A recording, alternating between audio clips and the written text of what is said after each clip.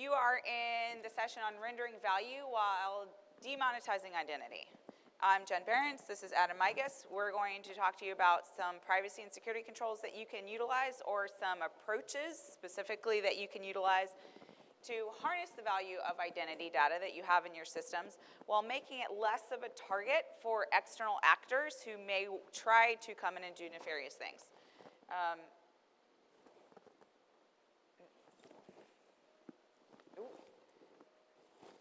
This isn't working. Oh, there we go. All right. So the premise behind this is that identity is a commodity. This has been debated in circles a long time. Identity, I have heard from some people, doesn't have a value, doesn't have a commodity, you can't trade it.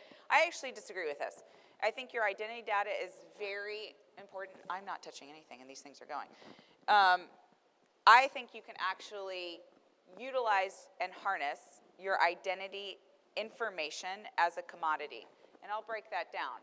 So if it is a commodity, how do organizations manage that to their benefit while reducing their risk, their exposure, while utilizing the information for their business drivers?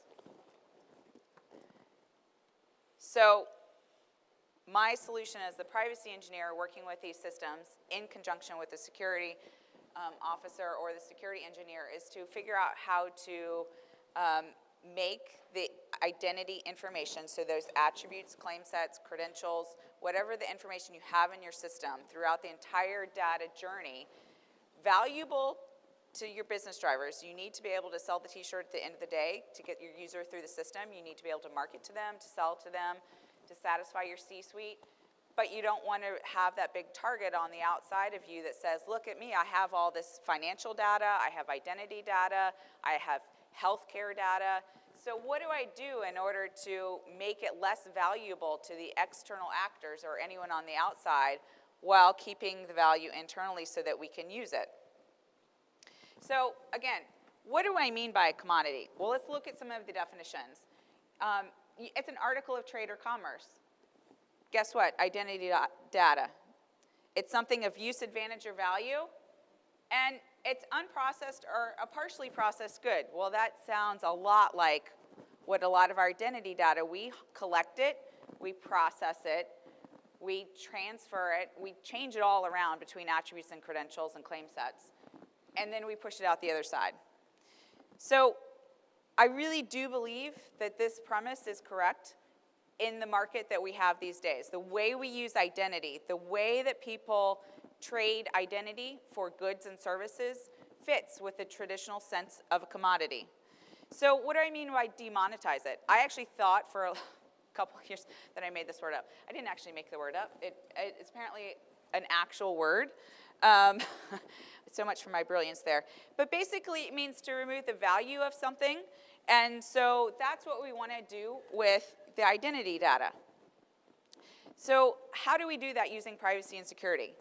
We want to architect and embed privacy and security controls in order to deprive that value of the identity. We want to be able to harness what it means to us inside the system while removing any of the integrity to anyone outside of the system so that they are not going to be as likely to target it for exfiltration or bad acts.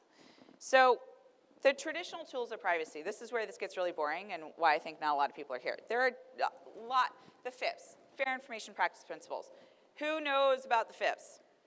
Right, everyone. Who can code to that right now? You're not, you don't count.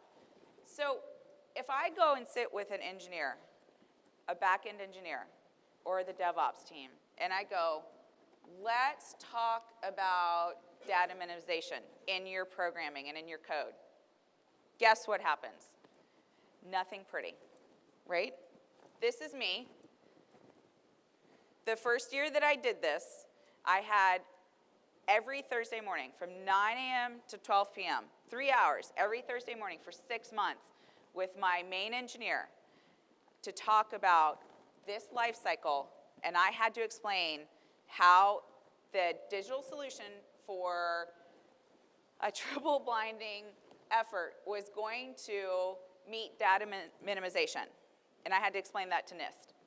3 hours every Thursday for 3 hours, for 6 months. The first 15 minutes of every call for 6 months was an all-out fight. Because I'd say, well, let's talk about data minimization. And he goes, it's private. That's all they need to know. No, we got to talk about this. How is it private? How are you getting use limitation out of this data action? It was a fight. This is what I got all the time. Traditional tools of privacy aren't good enough anymore. They're great, but you got to be able to use more. So let's pick on minimization. So if I were to use those traditional tools, we'd focus on what? The privacy policy. I love a privacy policy. Who reads privacy policies? 2, 3, all right. I actually really like them. They're fun. If you actually kind of geek out on them, they're really cool to read. But they don't really do anything for your architecture. Consent. Everyone thinks consent is privacy's get out of jail free card. It's not. There's also differences between authorization, and you have to understand that. Contracts, trust frameworks. I spend my life writing contracts these days. They're really fun for privacy nerds. They don't do anything about data minimization besides just telling you can't. So you need to figure out how to get in this phase, in the early side. The privacy engineer needs to sit in the business and design requirement sessions. You need to be there articulating what attributes do I actually need to come over in the payload in that handshake between these two organizations. Sit down and worm your way into these conversations and start understanding from a minimization standpoint, for example, what you can do to reduce the amount of information you're collecting. But this is actually what you really need. This is where it gets really fun for a privacy person, and you have to start becoming comfortable. You need all of those things to get into data minimization. You need your network diagrams. You need your sequence diagrams. You need to know what's coming over in your payload. You need to know what kind of database you have. You need to know what your architecture looks like from a logical and physical standpoint. You need to understand what you're articulating in your privacy policy, because guess what? What's coming over in that payload, that sequence diagram, you are representing that and what you're doing in your privacy policy. And if you can't, as a privacy engineer, walk through what's coming over in between each handshake inside your system and externally, you're not going to actually know if you're agreeing to your own privacy policy. This is where a privacy engineer can really dig in and start embedding those controls in the technology stack and not just the policy stack. So getting comfortable with things like this is what I'm talking about, where you can go in and you can start architecting the minimization. I don't need this information.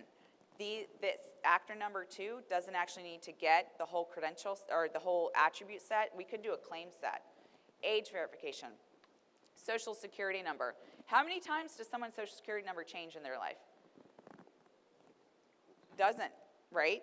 If you verify it once, you can thumbs up, thumbs down. Dump it, because you don't need it. Retain it. And then don't pass it. You can pass the thumbs up.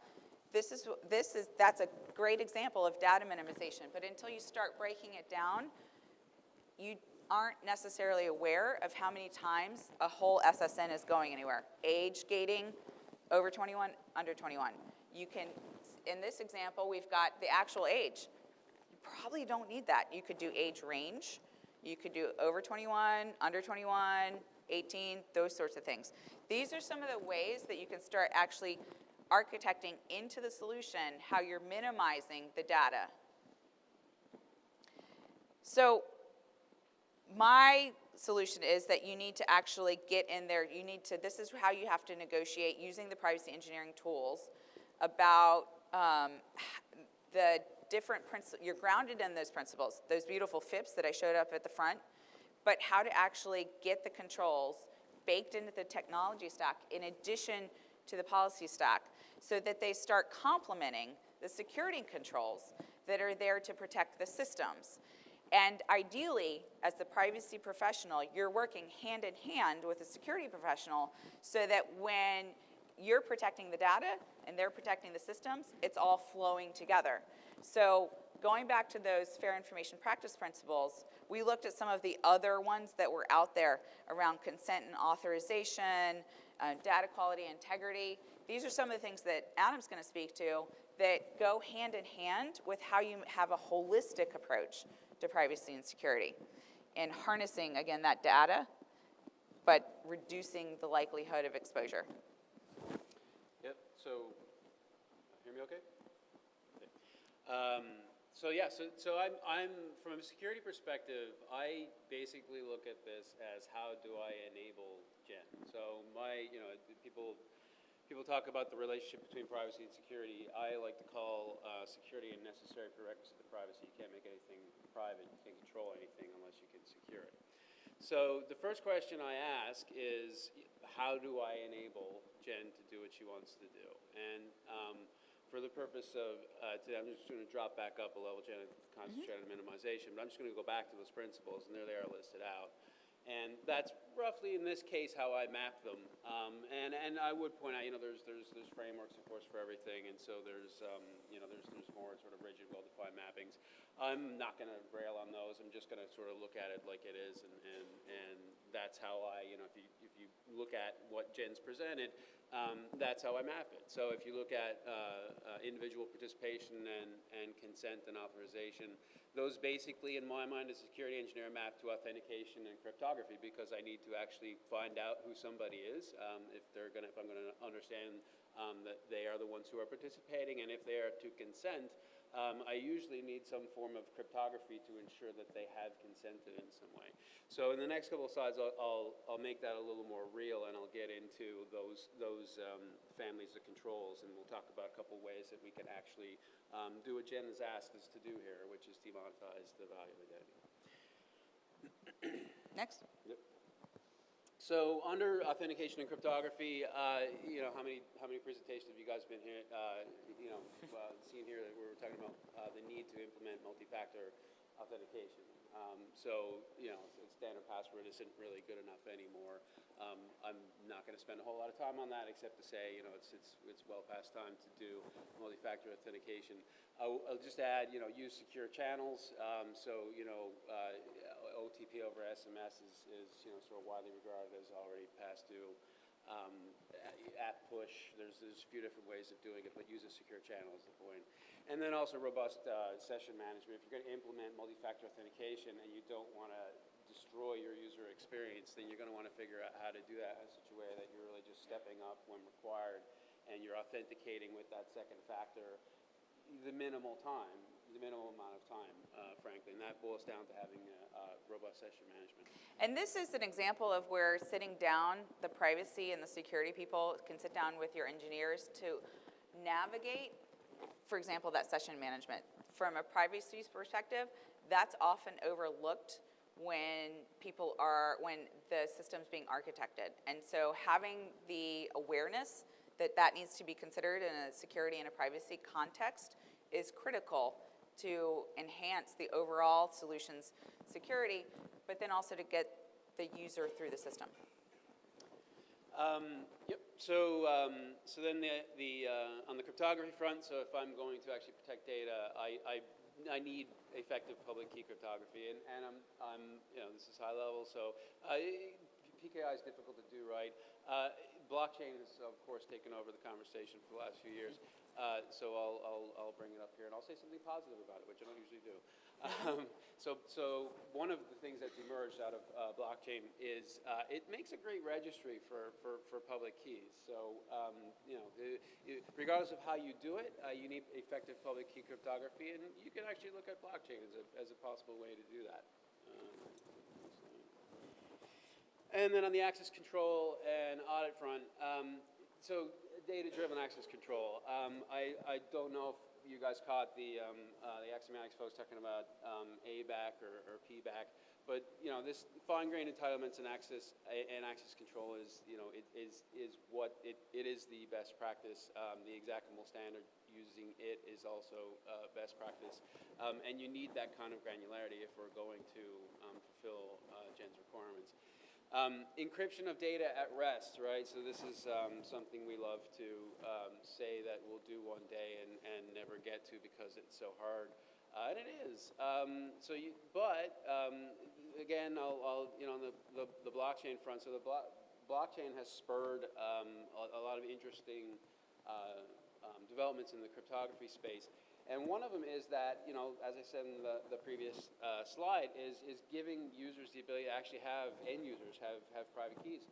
And that enables us to do something that, I'm going to suggest today, and I would have got, laughed out of any boardroom 4 or 5 years ago, but thanks to blockchain, I can actually suggest it, which is looking at signing and encryption schemes like ring signatures and stuff. So imagine a world where I can actually take the data and I can encrypt it at rest. Not only can I encrypt it at rest, but I can encrypt it with the user's keys so that the user actually has to actively consent at the time the data is used, right?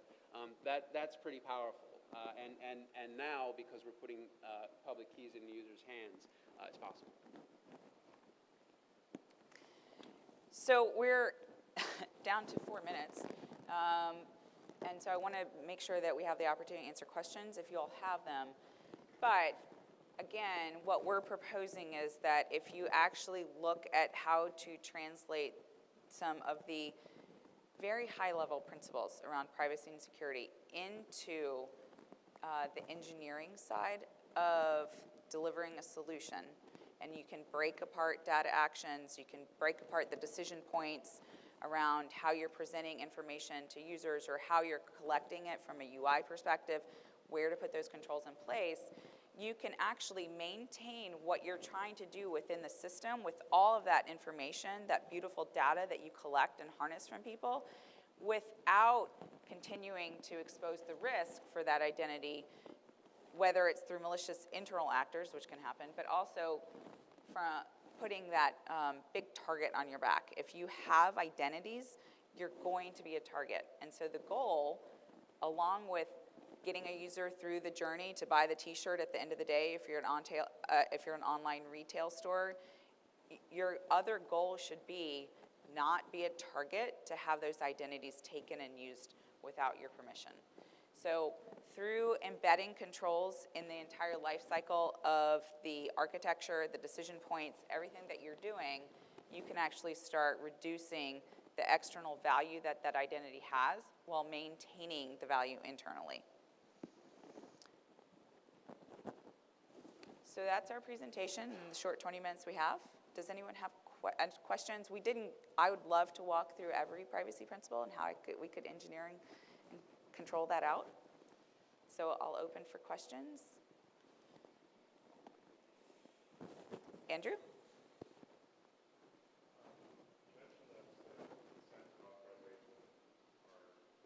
They are.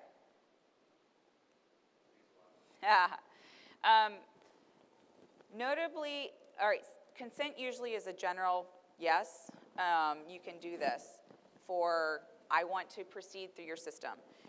The predominant differentiation between consent and authorization comes through healthcare. HIPAA actually articulates and delineates the differentiation between consent and authorization. You consent to care, treatment, payments, and operations, TPOs. Those are the things that you consent to just by existing in the healthcare system.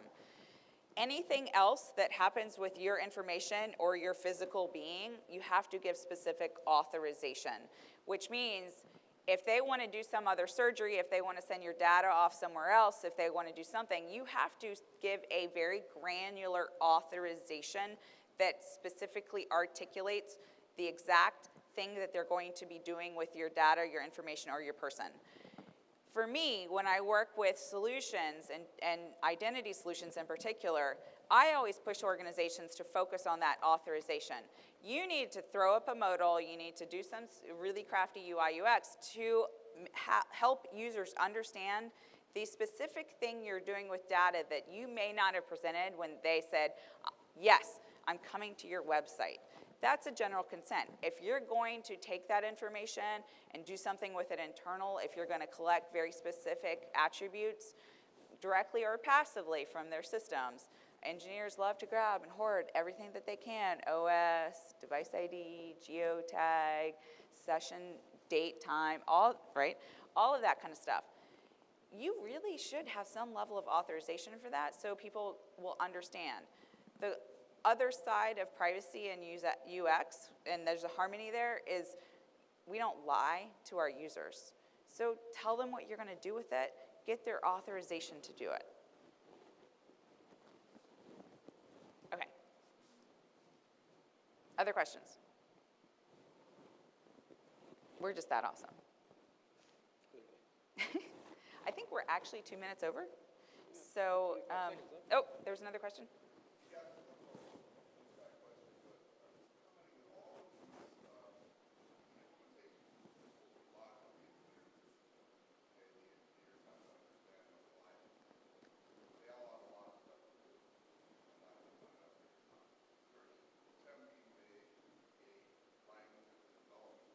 Yeah.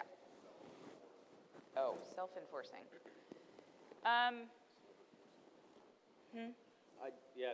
On the self-enforcing, you got me at the end there. Yeah. Plenty of frameworks. Do you want to take up the pram? Or? I mean, there are increasingly efforts to establish a privacy engineering discipline within organizations. There are privacy risk methodologies that are out there. NIST put out a great one that I love to use based on Solov's taxonomy of privacy.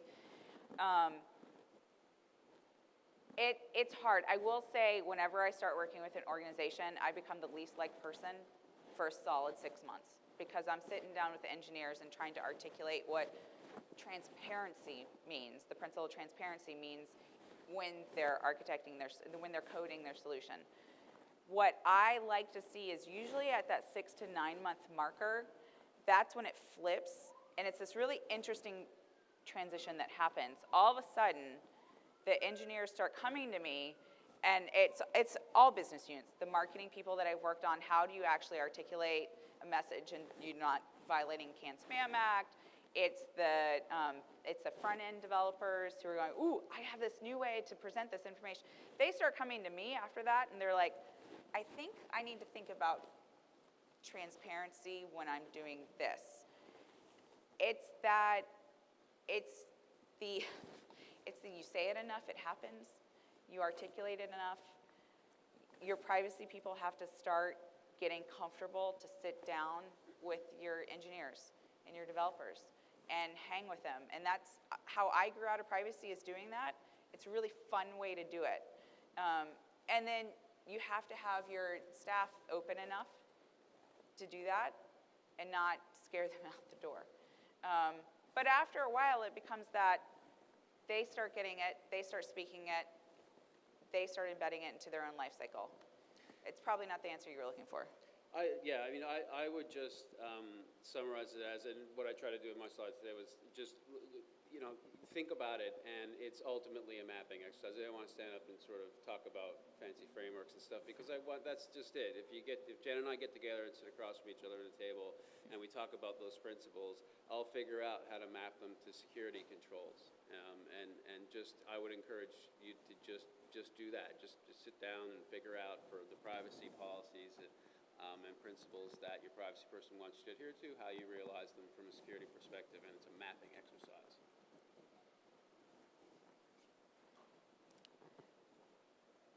Thank you all for coming. We appreciated you.